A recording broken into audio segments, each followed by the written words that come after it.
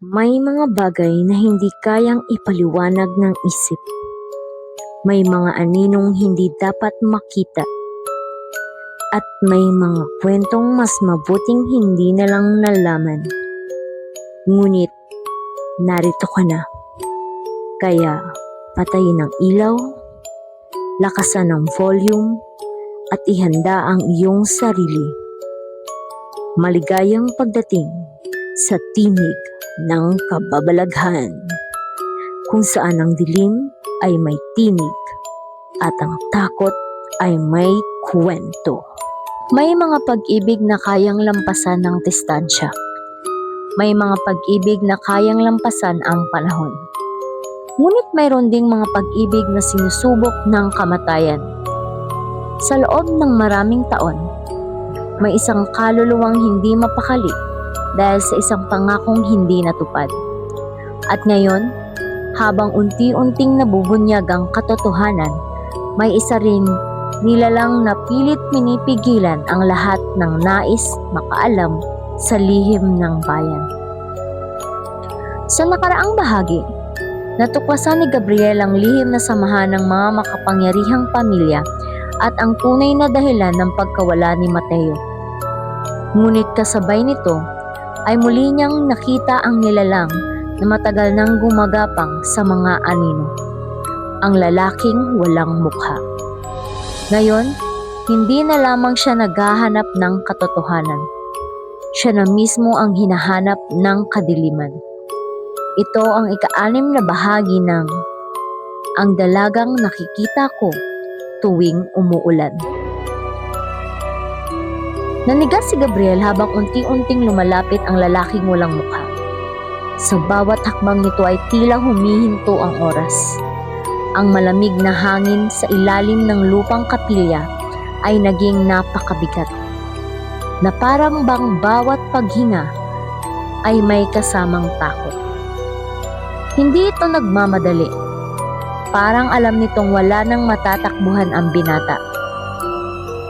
Isang hakbang, isa pa. At habang papalapit ang nilalang, nagsimulang manginig ang mga kandila sa lumang silid kahit wala namang hangin. Biglang bumagsak ang isang lumang estante. Napaatras si Gabriel. At sa pagkakataong iyon, ay mabilis siyang tumakbo paakyat ng hagdan. Sa likuran niya ay narinig niya ang mababagal na yabag. Hindi mabilis. Hindi nagmamadali. Ngunit kahit gaano siya kabilis tumakbo, hindi lumalayo ang tunog. Parang laging nasa likuran lamang niya ang nilalang. Paglabas niya sa kapilya ay nagsimula ang malakas na ulan. Kumikidlat, kumukulog. At sa bawat liwanag ng kidlat ay tila may nakatayong anino sa pagitan ng mga puno. Hindi niya alam kung alin ang totoo at alin ang bunga ng kanyang takot. Nang nakarating siya sa paanan ng burol, bigla siyang napatigil.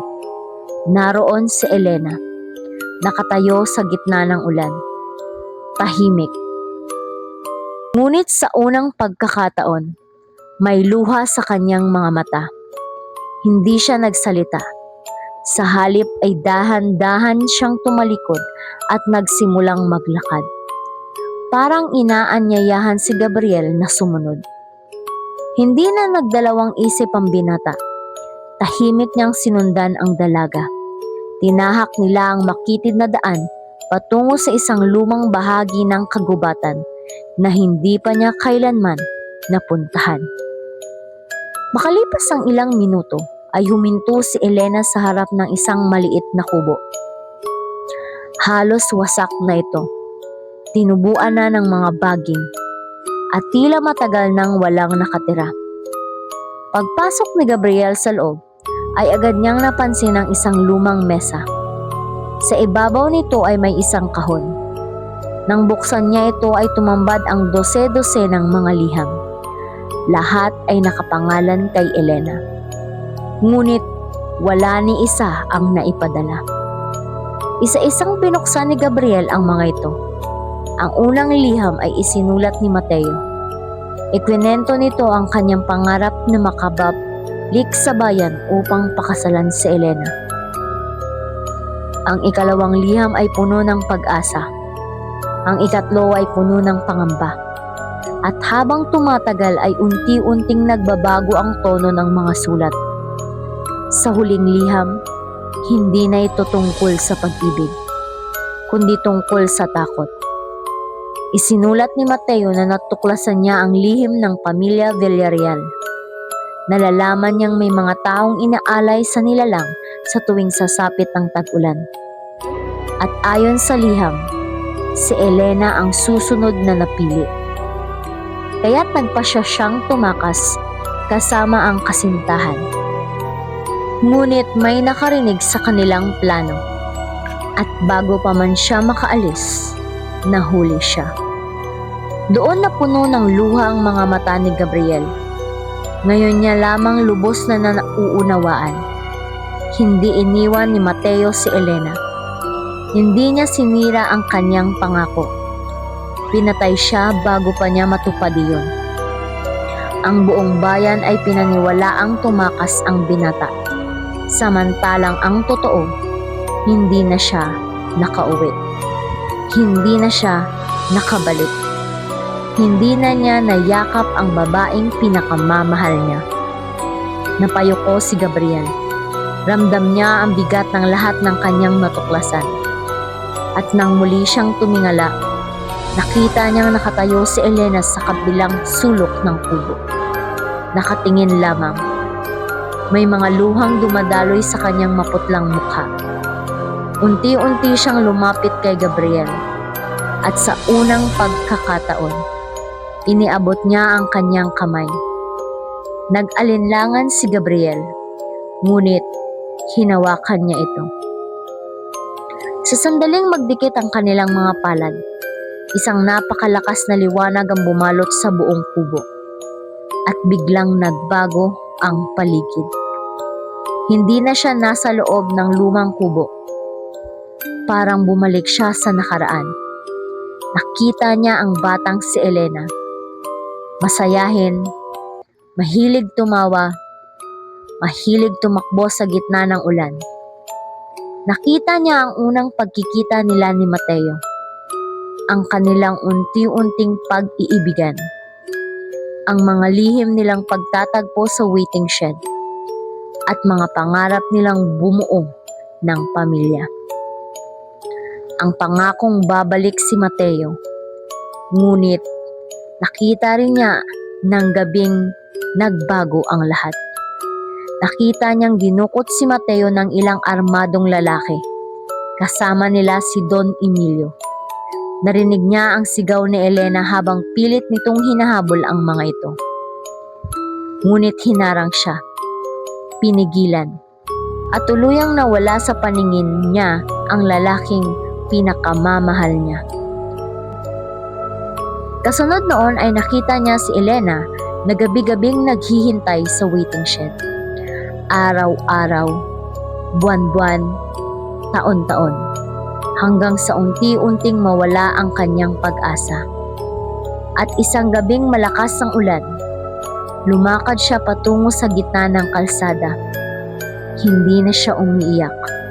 Hindi na siya nagsasalita. Tahimik na lamang siyang tumingin sa malayong daan. At doon, unti-unti siyang bumagsak. Mag-isa, habang bumubuhos ang ulan. Habang hinihintay ang taong hindi na kailanman makakabalik. Biglang naglaho ang pangitain. Bumalik si Gabriel sa loob ng kubo. Ngunit wala na si Elena.